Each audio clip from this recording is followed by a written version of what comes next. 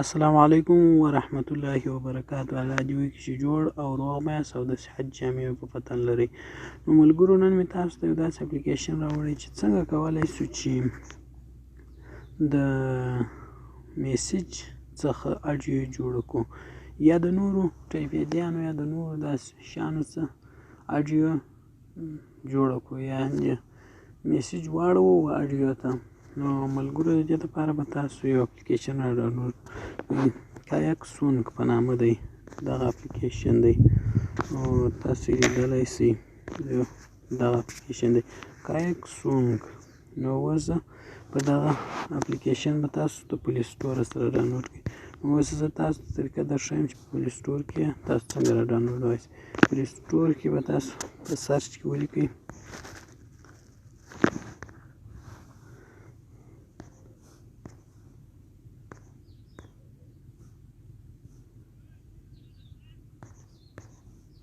کویک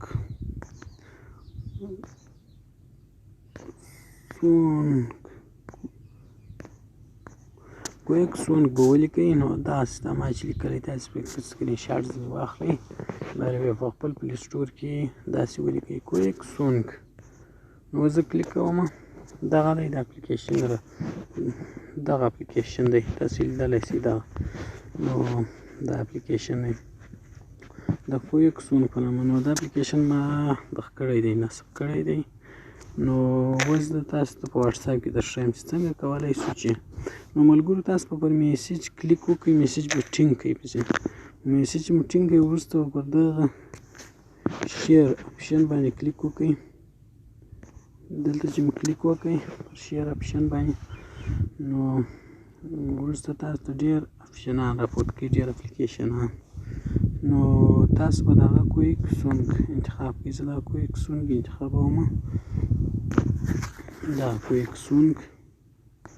نو ما دا کویک سونګ انتخاب کړئ. دا دی، تاسو یې لیدلی شئ چې هغه میسج راغلی په کویک سونګ کې. نو دا میسج څنګه کولی شو چې موږ جوړ کړو.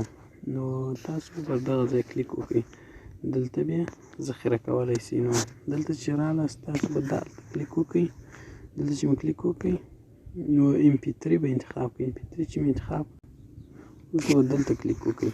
دلته چې مو کلیک وکړئ نو دلته دی به ستاسو سره په حافظه کې سیو شي، ذخیره به شي دغه میسج. نو دغه دی ستاسو سره په حافظه کې سیو شو، ذخیره شو. نور همداسې نور اډیو یا نور شیان هم تاسو راخیستی شئ، سمولی شئ. د فولډره څه دلته هم د فولډر دلته چې انتخاب یې فولډره څې راخیستی، دلته چې دغه کوئ تاسو ریکارډ هم کولی شئ. نو اوس ما دلته مایک لګولی دی، نو اوس ریکارډ زه نشم کولی. نو ملګرو، دا اپلیکیشن دی، نو تاسو خپل میسجان اډیو ته واړولی شئ. نو ملګرو، که ویډیو خوښه شوې نو ویډیو در سره لایک او چینل در سره سبسکرایب